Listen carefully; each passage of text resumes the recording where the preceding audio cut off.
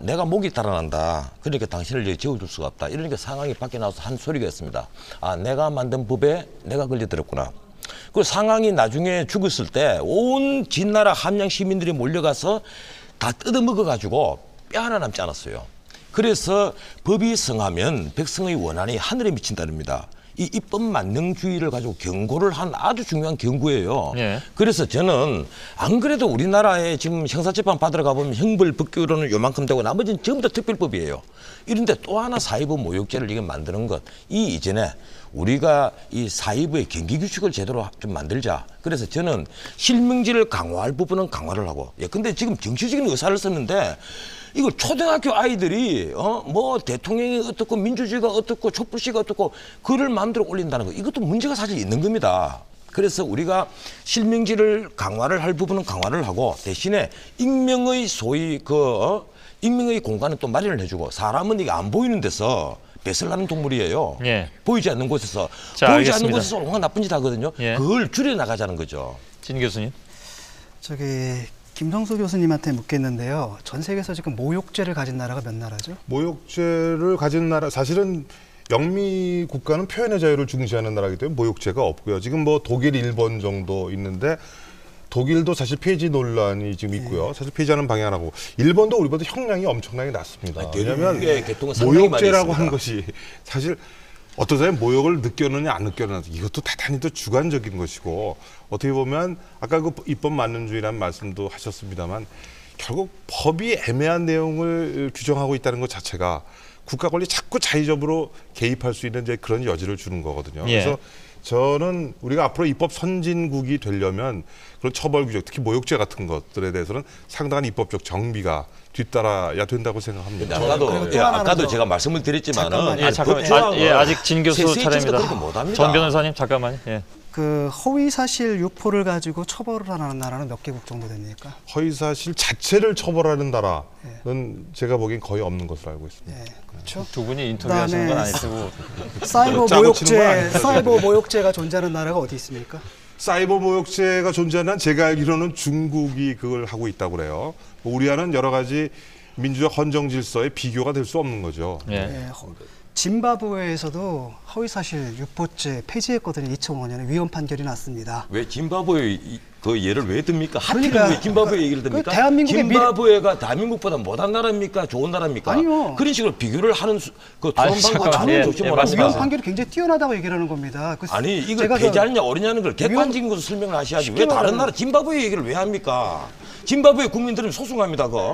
그러지 마십시오. 자, 진 교수님 말씀하세요. 그 판결이 굉장히 그 판결문이 굉장히 명문이다라는 진 생각이 교수님 들었습니다. 토론 방법에 있어서 자꾸 신문기사 인용하고 남의 나라 인용하고 자꾸 그러시는데 그게 안 쉽게 좋다는 말하면 겁니다. 우리나라가 선진국이 되려고 하지 않습니까? 우리나라 정부에서도 하는 게 결국 선진화라는 거 아닙니까? 그래서 경제 선진화하겠다라는데 경제는 이렇게 만들어 놓고 그 정치만 지금 후진화하고 있다는 거거든요. 그러니까 대한민국의 미래가 짐바브웨의 2005년 과거예요. 2005년 이전. 이게 지금 벌어지는 사태, 요 사태만이 아니라 지금 대한민국에서 벌어지는 모든 사태의 핵심이라고 저는 봐요. 그 말씀을 좀 해주고 제가 볼 때 하나만 오죽하면 이런 얘기가 나오겠는가. 그것도 한번 생각해보고 사이버 모욕죄라고 하는 것을 자체가 중요한 게 아니라 그 얘기가 나오게 된 배경도 좀 인정을 하고 우리가 지금 인터넷 문화라고 하는 거 댓글이라고 하는 거 오늘 제가 여기 신문기사 가져왔지만 악플러 보면은 말이죠. 이게 뭐 대단합니다. 보니까 한 1%가 40%를 만들어내고 있더라고요. 보니까 상위 5%가 댓글의 30%고 상위 5%가 또 악플을 보면 44%입니다. 그러면 이게 무슨 얘기냐면은 몇몇 사람들이 조금 좀 굉장히 좀 이 활개를 친달까 그러면서 막 악플을 양산해내고 있는 거 굉장히 그 집중도가 높습니다. 독점성이 강하다는 거죠. 그러니까 이런 식으로 이런 것들을 그대로 두고 볼 거냐? 그럼 어떡합니까? 아니죠. 그러니까 조금이라도 우리가 개선해 가려는 노력을 하자는 거죠. 그러니까 사이버 모욕죄가 꼭 그 100% 정답은 아닐 수도 있어요.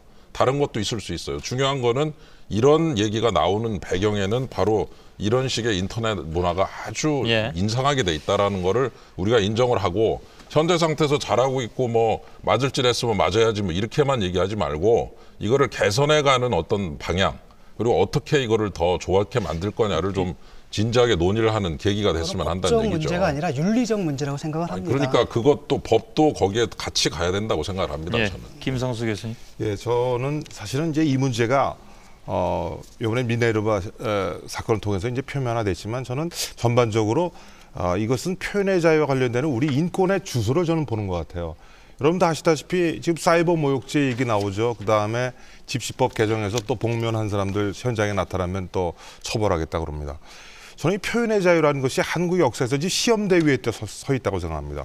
여러분들 이것은 말이죠. 우리가 어떤 문제가 촉발돼서 그것을 대응하는 차원에서 입법적인 어떤 논의를 하는 건 좋지만 긴 어떤 호흡 속에서 과연 우리가 이 2009년 초반에 한국 사회에서의 표현의 자유를 어디까지 보장해주고 과연 우리가 그것을 제한하기 위해서 얼마만큼 고민을 했고 하는 이런 그런 어떤 역사적 시각에서 좀 볼 필요가 있다는 것이죠. 너무 하나의 사건에 집중해서 이거 만들자 저거 만들자 하는 논의에 우리가 매몰되면 우리가 앞으로 40-50년 후에 매우 부끄러운 뭐 그런 일을 한 것으로 아마 기억될 겁니다. 지금 역사적 시각으로 지금 전부 다 보고 있습니다. 뭐 지금 표현의 자유하면 그 언론의 자유, 집회 결사의 자유 아닙니까? 뭐 우리 헌법에는 표현의 자유라는 말은 없습니다. 다만 우리가 언론의 자유나 표현 그 집회 결사의 자유 또 광의로는 학문의 자유, 사상의 자유까지 해서 이제 표현의 자유 영역으로 넣는데 이것이 민주주의의 가장 중요한 자유고 가장 기본적인 자유라는 것은 누구나 다 인정을 합니다. 하지만 그렇다고 해서 우리가 타인의 권리를 예컨대 그 헌법상 보장되어 있는 타인의 명예를 훼손한다라든가 타인의 사생활을 침해한다라든가 이런 타인의 권리를 침해할 권리는 없거든요. 그래서 법에도 헌법 32조에 보면 예컨대 국가안전보장이라든가 공공복리라든가 37조 2항이죠. 37조죠. 예, 질서 유지라든가 이런